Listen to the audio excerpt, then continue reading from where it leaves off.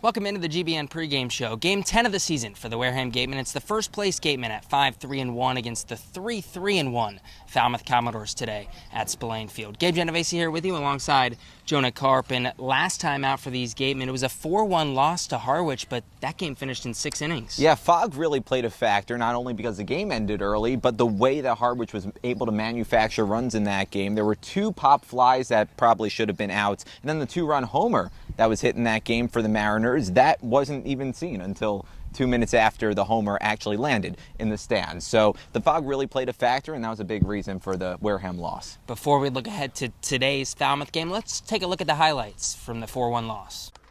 From Spillane Field in Wareham, Massachusetts, the first place in the West, 5-2-1 Wareham Gatemen against the 3-5 Harwich Mariners tonight on a very foggy night here at Spillane Field. Gabe Genovese here with you alongside Jonah Karp. Thanks for tuning in to Gatemen Baseball tonight on the Gatemen Baseball Network, 1420 WSM New Bedford. Tonight they'll face J.P. Gates, the lefty out of Miami. Takes them up for Wareham, and we're about set to go here at Spillane Field. Chris Gallen to lead it off. First pitch to the righty. Catches the outside corner. 0-1 underway a minute early. 6:44. Hits 8th. Matt McLean, the UCLA Bruin, making his debut. Hits 8th tonight for Wareham. 0-1 hard ground ball right side. Diving stop made by Fedko, and he lost it out of his hand on the throw. Tried to throw it from his knees, and the ball just slipped out of his hands. The 0-2. Curve ball, ring him up. Got him looking, strike 3. Second strikeout of the inning for Davenport. He gets out of the bases loaded jam.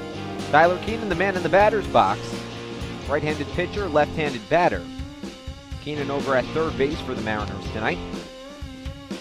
Davenport checks the runner at second. The pitch lifted in the air down the left field line. Otsuka waiting on it, now going back, looking up toward the track. He looks up, that ball is gone. It's in play, rather. Tyler Keenan is waiting at second base, and they're going to say it ricocheted off the wall. And, of course, tough for the umpires to see as well, and that's what they're talking about right now in between second and third base. Very hard to see, like you said, because of that fall. I don't think Otsuka picked it up until it was 2/3 of the way out there. And he all of a sudden took a dead sprint back, and there's the call change. They're saying it's a home run. Always trust your gut, Gabe. 2-0 Harwich over the Gatemen. A left-on-left matchup, the 1-1.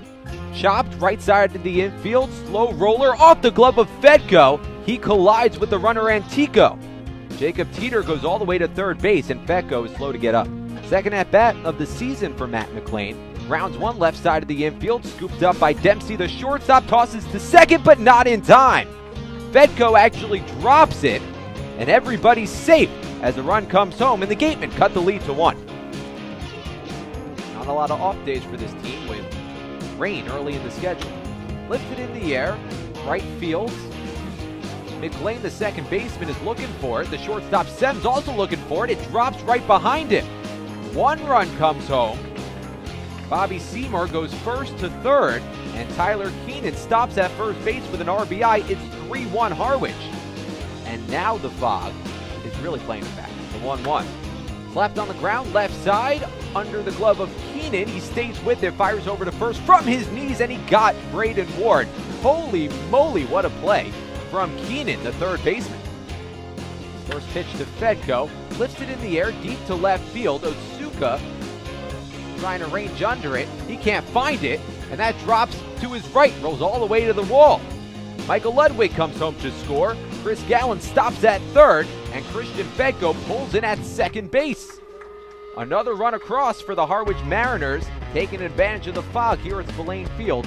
4-1 Harwich over Wareham. The home plate umpire, Mike Hinojosa. Mark Delaney, the first base umpire. Rick Emerson, the third base umpire. 1 away in the top of the 6th inning. Harwich by 3, 4-1. Back here on the Gatemen Baseball Network and 1420 WBSM New Bedford, we promised that we would bring you an update as soon as we had it, and now we have it. The game is called. Top of the 6th inning with 1 away. and the final score has just been announced. 4-1, the Harwich Mariners taking down the Wareham Gatemen here at Spillane Field. Not the game we anticipated. It was billed as a top seed, squaring off against a bottom seed. But like we said, anything can happen on any given night. And tonight, Harwich used the fog to their advantage, taking down the game. A 4-1 loss for Wareham in really a shortened game, a weird, awkward game because of the fog. Addison Van Patten actually talked with Toru Otsuka during that fog delay, and he talked for a couple minutes just about how he didn't see any of the balls that were hit to him out in left field. Couldn't see anything out in left field. It's a good thing they called it after 6 innings because, man, it got dangerous for all the players on the field. Again, despite the loss, Wareham stays in first place in the Western Division because really the entire CCBL was affected by the fog a couple of nights ago. Before we break down this one, Addison Van Patten caught up with manager Jerry Weinstein.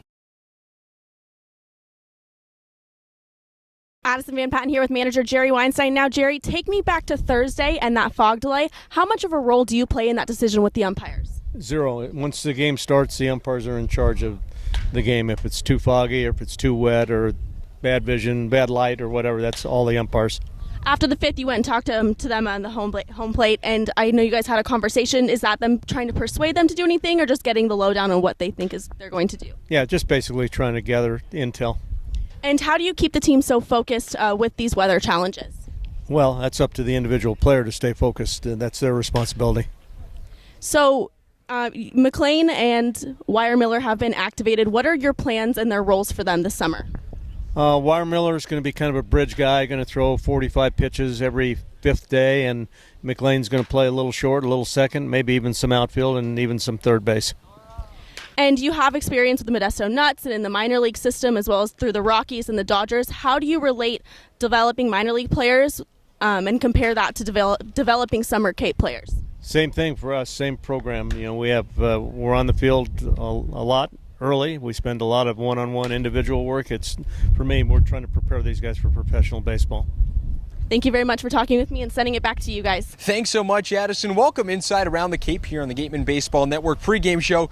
Before we get you set finally for the Gatemen taking on the Falmouth Commodores tonight at Spillane Field, I'm Javik Blake alongside Ryan LeMay. And Ryan, we can't exactly break down any games from last night, mostly because with the torrential downpour yesterday along the Cape, no games were played. Yeah, the rain has been a huge impact on the Cape this season. A lot of teams have missed 3 or 4 games now, so the rain is really hurting these teams. And rain, a big factor. We'll get into some teams who are running out of off days at this point.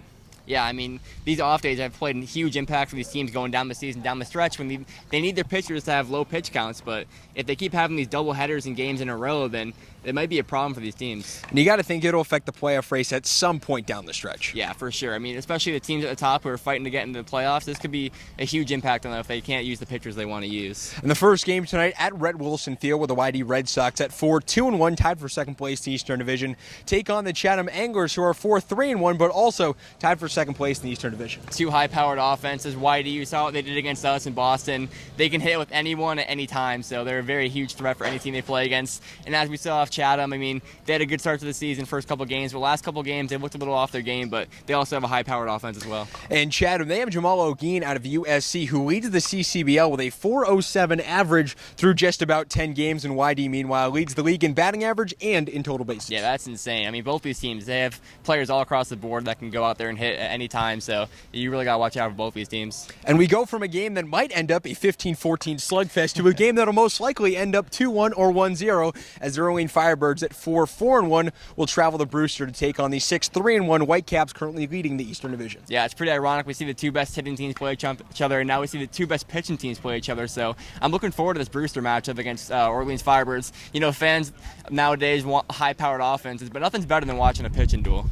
And what a pitching duel you'll probably get in this game. Orleans, the second best staff ERA in the CCBL at a 3.05 against Brewster, who boasts the best staff ERA in the CCBL with a 2.85. Yeah, I mean, both teams. Brewster last year, they were the surprising team in the entire Cape League, making a run into the playoffs, and this season they're having a good start as well, so it's fun to watch them play. And Gatemen, meanwhile, they'll travel to White House Field to take on the Harwich Mariners, who are at 4-5 in a jam-packed Eastern Division. They occupy the cellar, but with a win tonight, wouldn't be for long. They'll take on the Gatemen Cavaliers, who are right behind your Wareham Gatemen at 4-3-1, second place in the Western Division. Gatemen, they haven't won since Saturday, since they beat Harwich 4-1, and they're 0-2-1, 0-1-2 in their last 3 games. Yeah, a lot of that has to do with the rain since they haven't won since Saturday, but they have a very good team. They can hit the ball at will, honestly. As we saw against Wareham in the last game, they didn't play the best, but they have the talent to be a good team. And as for Harwich, they beat us last game in 6 innings in the fog. A lot of their offense had to do more with the fog than they did their offense, but they're also a very good team as well. So this should be a good matchup.